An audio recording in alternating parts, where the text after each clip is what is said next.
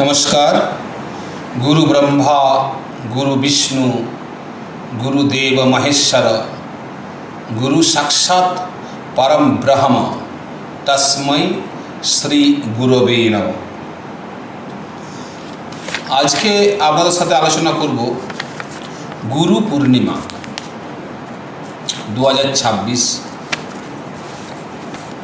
29 जुलाई 2026 गुरु पूर्णिमा पालन होबे।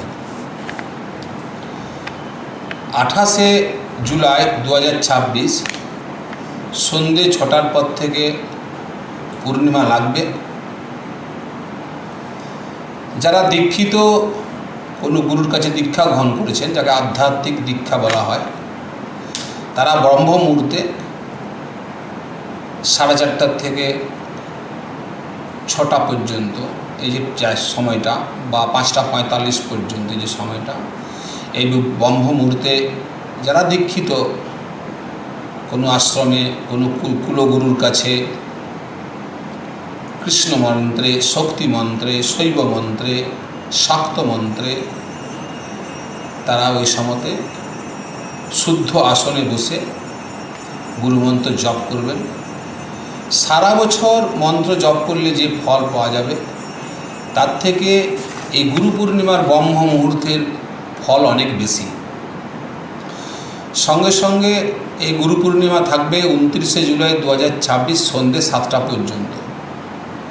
কেউ যদি কিছু অনুষ্ঠান করতে চান, গুরু পূজা রাখতে চান, তাহলে সন্ধ্যের সময়তে সূর্যাস্তের পর আপনারা একটা অনুষ্ঠান করতে পারেন। সেখানে গুরুকে ভোগ লাগানো, যাদের গুরু বেঁচে আছে তাদেরকে প্রণিপাত করা, তাদের সঙ্গে বিভিন্ন ধরনের আধ্যাত্মিক বাক্য আলোচনা করা। গুরু পূর্ণিমার এগুলোর বিশেষ গুরুত্ব আছে। গুরু পূর্ণিমার আমাদের যে সনাতন হিন্দু ধর্ম, যেখানে পুরাণ বেদ আমাদের পথ নির্দেশ করে, একটা ছোট্ট গল্পের মাধ্যমে গুরু পূর্ণিমার মাহাত্ম্যটা আপনাদের কাছে রাখার চেষ্টা করছি। আমরা বৈকুণ্ঠ বিশ্বাস করি, যেখানে নারায়ণ লক্ষ্মী থাকেন। আমরা কৈলাস বিশ্বাস করি, যেখানে শিব দুর্গা থাকেন। আর ব্রহ্মলোক বিশ্বাস করি, যেখানে ব্রহ্মা মহাসরস্বতী থাকেন। আমরা ইন্দ্রলোক বিশ্বাস করি, যেখানে ইন্দ্র এবং তার সঙ্গে তার স্ত্রী ইন্দ্রাণী থাকেন। সেই রকম বৈকুণ্ঠের একটা ছোট্ট গল্প। আমরা ব্রহ্মর্ষি নারায়ণের কথা সবাই জানি। তার অবারিত দ্বার সর্বত্র। তিনি কখনো বৈকুণ্ঠে যান, কখনো কৈলাসে যান, কখনো ইন্দ্রলোকে যান, কখনো ব্রহ্মলোকে যান, কখনো পিতৃলোকে যান। তার সর্বত্র যাতায়াত অবারিত এবং সবসময় নারায়ণ নারায়ণ মন্ত্র জপ করে থাকেন। তিনি একদিন বৈকুণ্ঠে গেছেন। যখন বৈকুণ্ঠে তিনি প্রবেশ করছেন, তখন লক্ষ্মী নারায়ণ তাকে খুব স্বাগত করছে বসার আসন দেবে। এবারে যে বিষয়ে তিনি আলোচনা করতে গেছিলেন, সেই সমস্ত বিষয়ে আলোচনা হওয়ার পর নারদ যখন বৈকুণ্ঠ থেকে বেরিয়ে আসছেন, তখন যে আসনে নারদ বসেছিলেন, নারায়ণ মা লক্ষ্মীকে নির্দেশ দিচ্ছে যে আসনটা ধুয়ে পরিষ্কার করা হোক। এতে নারায়ণ মনে খুব দুঃখ পায়। আমাদের নারদ মনে খুব দুঃখ পায় যে আমি যে আসনে বসেছিলাম, সে আসনটা ধুয়ে পরিষ্কার করার জন্য মা লক্ষ্মীকে নির্দেশ দেওয়া হচ্ছে। কারণ কি?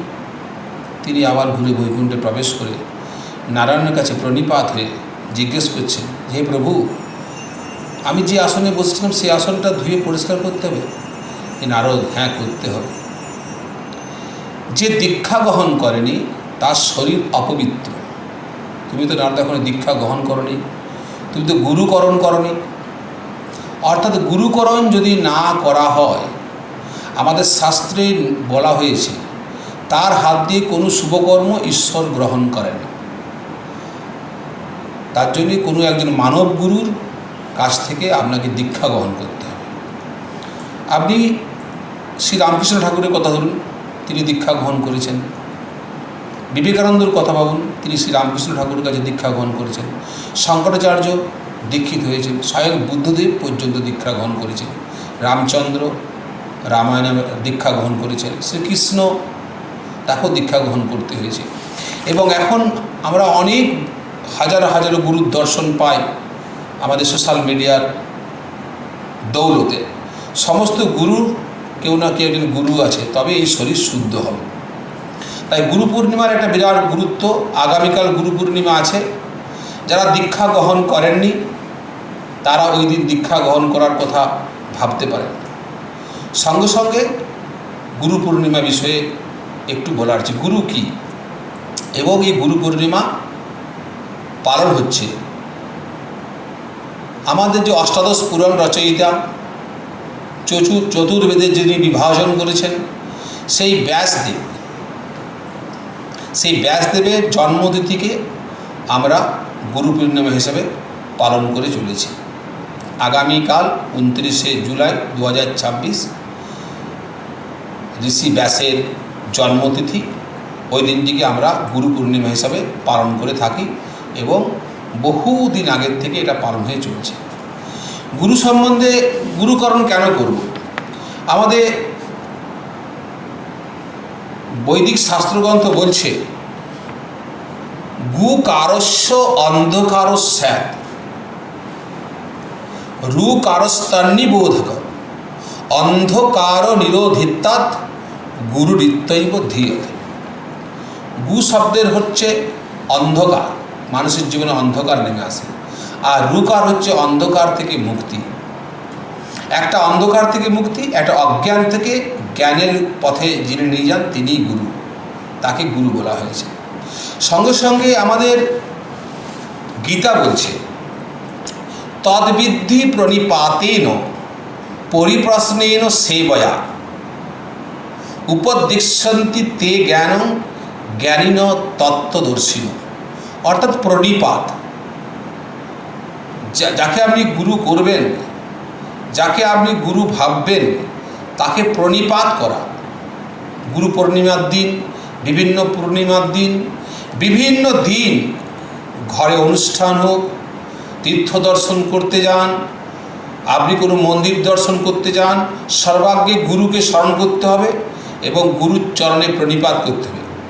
গুরু জীবিত অবস্থায় থাকলে সাক্ষাৎ গুরুকে দর্শন করতে হবে, তাকে প্রণিপাত করতে হবে। গুরু জীবিত যদি না থাকে, গুরুর পাদযুগলকে স্মরণ করে, বা যদি কখনো গুরুর সাক্ষাৎকার আপনি করে থাকেন, সেই গুরুর যে মানব শরীর, সেই মানব শরীরকে স্মরণ করে তাকে প্রণিপাত করতে হবে। সশ্রদ্ধা জিজ্ঞাসা, যদি গুরু বেঁচে থাকেন তাহলে যে কোনো বিষয়ে সশ্রদ্ধা জিজ্ঞাসা, অর্থাৎ শ্রদ্ধা সহকারে তার কাছে আপনি জিজ্ঞাসা করবেন।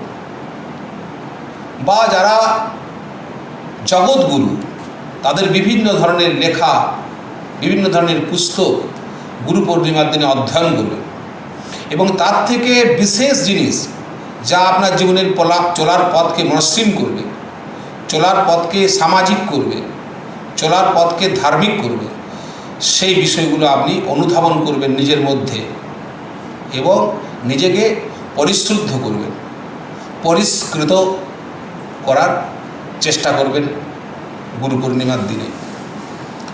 গুরু সেবা দ্বারা গুরুকে প্রসন্ন করতে হবে। এই গুরু পূর্ণিমার দিন গুরু সেবা দ্বারা গুরুকে প্রসন্ন করা। গুরু বেঁচে না থাকলে গুরু যা যা জিনিস করতে পছন্দ করতেন, গুরু যা যা জীবিত অবস্থায় নির্দেশ দিয়ে গেছেন, সেই নির্দেশগুলি পালন করা।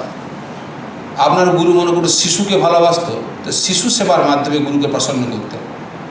আপনার গুরু মনে করুন গো সেবা করত, গো সেবার মাধ্যমে আপনার গুরুকে প্রসন্ন করতে হবে। আপনার গুরু বিশেষ ইষ্ট দেবতার ভজনা করত, সেই ইষ্ট দেবতার পূজাপূর্বক, গুরু পূজাপূর্বক গুরুকে প্রসন্ন করতে হবে এই গুরু পূর্ণিমার দিন। এবং তত্ত্বদর্শী জ্ঞানী গুরু আপনাকে আপনার জীবনের পথ দেখাবে এই গুরু পূর্ণিমার দিন। তাহলে গুরু পূর্ণিমার দিনে কী করতে হবে আরও, যে আপনার সারা বছরে চলার পথ, যে চলার পথে আপনি কারো কাছ থেকে কিছু শিক্ষা গ্রহণ করেছেন, সেটা ওই দিনে আপনাকে অনুধাবন করতে হবে। আপনি সোশ্যাল মিডিয়ার জগতে আছেন, সোশ্যাল মিডিয়াতে বহু রিল আমরা দেখি। এমন কোনো একটা রিল যা আপনার জীবনে একটা পরিবর্তন এনে দিয়েছে, সেই রিলটাকে পুনরায় দেখার চেষ্টা করতে হবে। এমন একটা ছোট্ট বই, যে বইটা পাঠ করার পর আপনার জীবনের পথ পরিবর্তন ঘটেছিল, গুরু পূর্ণিমার দিনে সেই বইটাকে আবার নতুন করে অধ্যয়ন করতে হবে। অর্থাৎ গুরু পূর্ণিমার দিনটা হচ্ছে নিজের আত্মদর্শনের যা যা মাধ্যম, সেই মাধ্যমগুলোকে আলোচনার মধ্যে রাখা, জীবিত গুরু থাকলে গুরুকে দর্শন করা, গুরু জীবিত না থাকলে সেই গুরুর পুজো অর্চনা করা, সঙ্গে সঙ্গে গুরু যা পছন্দ করতেন সেই কাজগুলি করা। তাহলেই আপনার প্রকৃত যে অন্ধকার আপনার জীবনে, সেই অন্ধকার থেকে আপনি মুক্তি পেতে পারবেন। গুরু ব্রহ্মা, গুরু বিষ্ণু, গুরুদেব মহেশ্বর, গুরুদেব পরম ব্রহ্ম, তস্मै শ্রী গুরবে নমঃ। গুরুদেব পরম ব্রহ্ম। রামকৃষ্ণ ঠাকুর বলেছেন যে তোর গুরু যদি নাড়ের ঘর যায়, তোর সেটা দেখার দরকার নেই। অর্থাৎ গুরুর দোষ দেখা কোনো শিষ্যের উচিত নয়।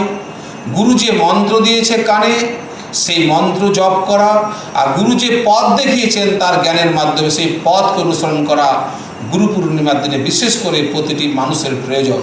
এবং যারা এখনও পর্যন্ত শরীরকে শুদ্ধ করেননি, দীক্ষা গ্রহণ করেননি, দীক্ষা গ্রহণ করার তারা চেষ্টা করুন। প্রত্যেকে নমস্কার। গুরু পূর্ণিমায় প্রত্যেকে ভালো থাকুন।